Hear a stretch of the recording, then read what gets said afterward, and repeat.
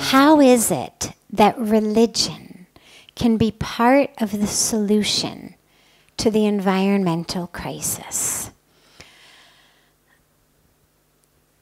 Well, when you think about what religion really is, forget the bad name it's gotten, forget the way that religion's been co-opted by things that aren't religion.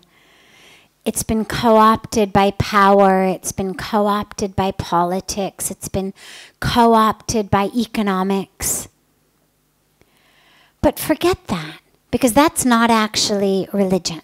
That's people who want power, people who want money, people who want all sorts of things using religion to convince other people to do things for them. So for example, if I want to be the king of a much bigger part of land, much bigger piece of land, and I say to people, go out there and risk your life so I can be in charge of a bigger piece of land. Very few people are going to do that. I mean, you've got to have people really devoted to you or really scared to be prepared to risk their lives so I can be the head of a bigger piece of land. But if I say to you, God wants you to do it. It's not the land. You're fighting for God. And even if you lose your life, you're going to God. God will reward you. So it's not about God. It's not about religion. God has been instrumentalized, exactly, to sell our agenda. So if we leave that aside and we talk about religion at the purity of what it really is, which is a way for people to connect to God, a way to understand our world, a set of tenets and beliefs and ideas about the universe and about our relationship with the universe, and a set of practices that brings meaning to our life, connection, fulfillment. If we look at religion as that, which is really what it is at its core,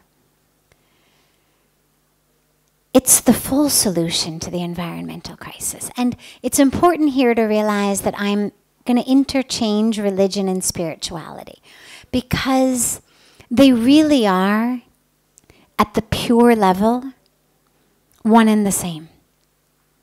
The only reason that today you have so many people who say things like, well, I'm not religious, but I'm spiritual, is because religion's gotten a bad name. Because religion has been co-opted. And so when people say that, what they mean is, I believe in God, maybe not by your name or form, but I believe in this divine presence. But no, I'm not going to sit in your box. I'm not going to be suffocated. I'm not going to be boxed up and wrapped up. I'm not going to fight to kill other people who aren't in our box. So that's what people mean typically when they say, well, I'm not religious, but I'm spiritual. So in an ideal world, they really overlap. And when we're talking about the environmental crisis, religion, spirituality are the answer. And they're the answer because the alternative, in most cases, is pretty much what for me. That's how most of us live. What for me? How can I be the top of my class? How can I be the one who scores the most goals in the soccer game? How can I be the one who's the valedictorian of my class? Then, of course, how can I get the best job? How can I make the most money? How can I become the president or the CEO of the company? It's all for me. How can I get the car I want? Today I was at a function in Delhi for Earth Day, and in honor of a very, very divine and beautiful saint who's no longer alive. But before the function began, they had, or before the part of the religious leaders speaking, they had this beautiful drama done by school children. They were, will you stand up? Will you stand? Stand. Yeah. Okay. They were all just about his size. How old are you? 7. Great. You can sit down. Thank you. So they were all just right about his age, and they did this wonderful drama about the earth in 1970, which to them, of course, seemed like it was, you know, it might as well have been, you know, 1790 for all they were concerned. And the earth today, and the earth of 2025, and what we're doing to the earth, and their bottom line in this wonderful, wonderful skit was all about development. And they had the guy who was the Earth of 2018 with his cool sunglasses and his cool mobile, and he was talking about how everybody today has all these great things and we're really enjoying our lives and we can buy so much and drive our fast cars and big buildings. And of course the boy who was the Earth of 1970 was much more without the cool sunglasses, without the cool mobile, and, you know, the boy representing the good old days, which for me was really funny because I'm 1971 born, and it was the first time that I've been so categorized as like the old days. So that, but that's a different story, but it was interesting nonetheless. And the whole gist of the story was how, in the name of development, in the name of getting what we want, having fun, buying my things, we're destroying the earth. And it was actually a very, very well done production. Usually at events like this, the programs that the kids put on are not quite so well done. This one was really, really well done. And I bring it up here because that is what's happening. We speak about a global water shortage. We speak about a global food shortage. We have tens of thousands of children who are dying every day of hunger. Forget those who are dying due to lack of water. Forget those who are dying due to malaria or so many other illnesses. Just due to hunger. Tens of thousands of children every day. But we actually produce enough food to feed 10 billion people. But the food is being cycled into the cows and the pigs and the chickens who become our hamburgers and hot dogs and chicken McNuggets. We talk about a global water shortage. But the truth is, we actually, if we changed our practices, there would be enough water. The problem is that our practices, again, of what we eat, how we shop, what we buy, how we live, this more me mentality is driving us to kill the earth. Everything we buy is produced somewhere. Things don't magically appear in thin air. Whether it's the clothing we wear, whether it's the cars we drive, whether it's the mobiles we use, every single thing that we use was produced somewhere. Somebody made it. There was some waste produced from it. Something had to be done with that waste. And as our world is being driven more and more by the more for cheaper, because I want to save my money, buy as much as I can for as little money as possible, we have a whole model that's rooted on how many corners we can cut. So you have sweatshops, you have women and children who are working in hazardous, horrendous, toxic conditions, dangerous conditions, 18, 20 hours a day.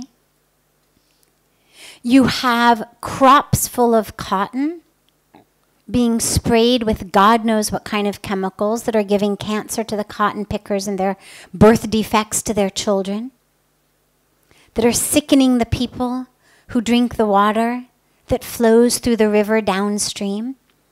Because here's a secret about life. Whatever you drop on the ground is going to end up in your river. It's the nature of how gravity works. It's the nature of how life, how the planet works. Whatever gets into our soil is going to end up in our water. Gets in our groundwater. And eventually it gets into our water supply or into the rivers that are irrigating our crops. And so as we're driven for more, we're polluting our soil, we're polluting our air, we're polluting our water, and we're depriving the humans with whom we share this earth, the human beings with whom we share this planet, of water, of food. Forget what we're doing to all the other species. The statistics are terrifying of how many species, just since last Earth Day, in the last year, how many species have gone extinct. The Amazon rainforest is being deforested at a rate of about an acre a minute. Sorry, a second. An acre a second. A little bit more even. It's the size of a football field. So however many acres a football field is per second, the Amazon is being cut down. Well, the Amazon produces 20% of the oxygen for the world. It absorbs about 20% of the world's carbon dioxide, and it holds about 20% of the world's water. What's it being cut down for? Beef.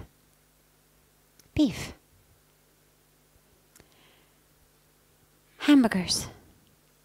So we circle back to the question of what's the role that religion can play. Well, there's two aspects. One is more superficial, one is deeper. On the superficial level, we look to our religion for our tenets of how to live. So our religion hands us, here's your 10 commandments. Here's the rules of life. Here's what we do. Here's what's pop and punya, wrong and right. This is what our religion hands us. So many things we do that our children ask us, why do we do them? And particularly in India, and we say, I don't know, but this is just, it's what we do. It's our culture, it's our dharma. It's what we do. So religion has that role to play to teach us that what we do is we live for the planet. We focus, as Puja Swamiji says so beautifully, not on what for me, but on what through me. How can I be a vessel for the divine to flow through me? We perform this beautiful yagna every night on the banks of Ganga. The message of the yagna with all the mantras is idam namam. Idam namam. The mantras end with that term, idam namam. Not for me, but for you. Not for me, but for you. It's not about what for me. So that's one thing religion does that's very, very important. On a deeper level, though, religion and spirituality connects us with our true fullness. Why do we need shopping therapy, right? The number of people, the percentage of items that are purchased, not because we need them, but simply because we decided to go for shopping. Well, what are you going to buy? I don't know. Jaake dekh lungi. I'll go, I'll see what's there. Well, on a rational level, that makes no sense. I mean, if you really pull that apart, I'm going shopping. For what? I don't know. Well, then why go shopping? I mean, if you don't need something, why would you go? But we go because, not because my toes are poking through my shoes and so I need a new pair. But we go because we're bored. We go because we're depressed. We go because we're anxious. We go for 100 reasons other than because we need something. And in that shopping therapy, that very, very temporary high we get with a new pair of shoes or new handbags or new clothing, the high is very short, but the ripple on the earth is very far, very long. And so when we're connected spiritually, we don't find ourselves going for shopping therapy. You don't see a lot of the saints and the sages walking into department stores, kind of roaming around, thinking, Acha, what should I buy today? Chalo, let's go for shopping. Never once, I've been here 22 years, never once have I heard Puja Swamiji or any of the other saints say to each other, Acha, I know what we should do today. Let's go shopping. Let's go to the mall. Even just to see what it's like, never. Because they're full. They're full inside. There's not a sense of I need something to fill me. And so this drive to constantly have more is rooted in a sense of emptiness inside. I'm filling a hole that tragically cannot be filled with a pair of new shoes. But I'm not aware of that, and so I keep doing it. Not only do I not help myself, but I'm harming the earth. And so if we dedicated as much time to our spiritual practices as we did to our shopping therapy, we would be much better off, because at the end of the day, we would actually have a happiness that lasted. And the earth would be much better off. So spirituality or religion is, in my mind, absolutely the key. But the last point I want to mention on this is, it's not the only key. Because you don't have to be religious. You don't even have to be spiritual in order to save the earth or make decisions to save the earth. You simply have to care about anything. It doesn't matter what you care about, as long as it's alive. You have to care about something alive. A person, an animal, your unborn grandchildren. If you care about anything that is alive today or is going to be alive in the future, making decisions and choices to save the earth is the only answer. If you knew that your home was filled with asbestos, or you knew that your home was built on top of some toxic gas leak, and you were pregnant, or your daughter were pregnant, or your daughter-in-law were pregnant, you'd let a child be born in that home? You'd continue to live in that home? Of course not. You would do whatever you could do to get the asbestos out, to get this toxic gas plugged up. And if you couldn't fix it, you'd move. You wouldn't continue to live there, because you would know, I have to protect myself, I have to protect my family. And that's what's happening on earth. It's becoming literally toxic. The air in Delhi is toxic. The soil in so many places is toxic. The water in so many places is toxic. And sadly, what we're seeing is people now doing research on, well, okay, on Mars, what can we grow on Mars? I mean, the amount of money that is being poured right now into research on what can be grown on Mars, how people could possibly live on Mars. I don't know the dollar amount, but it's huge. But there's no need to give up on this planet yet.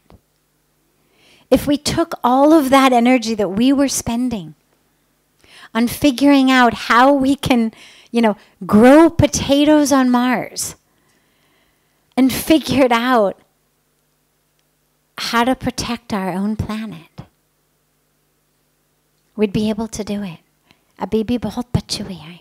There's a lot left. We're not yet over the tipping point. There's a lot that can still be saved. But it requires all of us to make a decision that's not about what for me, but that understands this is a family. No one would sit down at a table with their family members and grab the entire plate of chapatis that your mom put on the table. I mean, can you even imagine? 6 people sitting at a table, 8 people sitting at a table, a big stack of chapatis. One person reaches over, grabs the whole stack of them. But we can't even think about it. You take one, then everybody else takes one, then, this is how we live. It's how we eat. If we understand that much about our own dining table, we have to understand it about our world, because our world functions the exact same way. There's a beautiful saying that says, the frog does not drink up the well in which it lives. And that's what we're doing. And so whether it's religion, whether it's spirituality, whether it's just caring about anything in the world, the earth is ours to care for, to protect, and to preserve. For us, the earth lived through the ice age. She'll live again. Whether we call it the fire age, whatever the next age may be, the water age, the ocean age, who knows what's going to happen? The earth will live. She doesn't need a fine balance of oxygen and carbon dioxide. She doesn't need a certain temperature. She doesn't need a certain amount of fresh water. We need it. So it's us we're protecting.